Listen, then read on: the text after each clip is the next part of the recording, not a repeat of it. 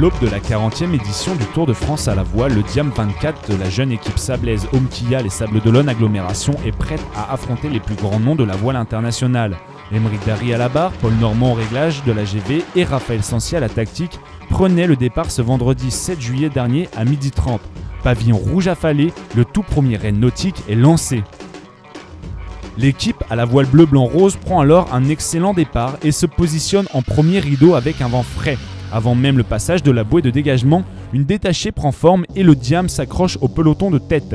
Les nombreux virements pour pallier aux faibles risées et les forts courants seront d'un point de vue technique et tactique déterminants pour conserver la légère avance immiscée par nos trois régatiers. Les choix réalisés semblent être opportuns, puisqu'ils se maintiendront à mi-distance entre le peloton et la détachée tout au long de la course. Le combat sera long et difficile, nous rapporte Paul Normand.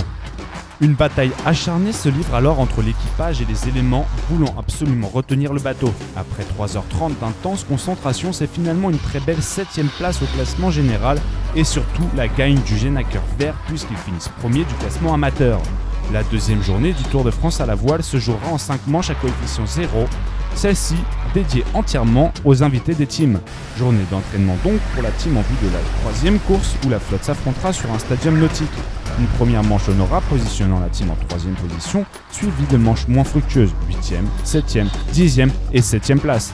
Toutefois, un faux départ dès la seconde manche et un accrochage avec un cap-voile au cours de la 5e manche laisse percevoir quelques imperfections au sein du trio.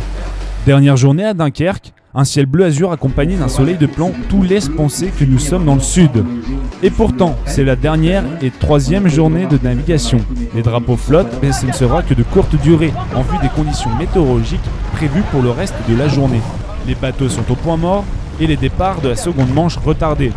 11h45, voici que la première course stadium débute pour la poule B.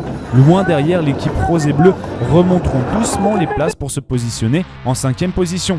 Il s'agira probablement du meilleur tour réalisé par l'équipe pour cette journée qui verra malheureusement ses prochains départs loin de ce qu'est capable de fournir Aymeric et son équipe.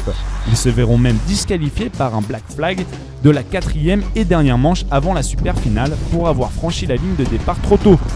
Ces imperfections coûtent cher à l'équipe car en les plaçant à la 16e du général et premier amateur, seulement 28 points seront rajoutés aux 44 déjà obtenus à la fin de la première journée, les ramenant à un total de 72 points pour ce premier acte. Égalité donc avec la team Covet Paprec menée par Aurélien Ducrot.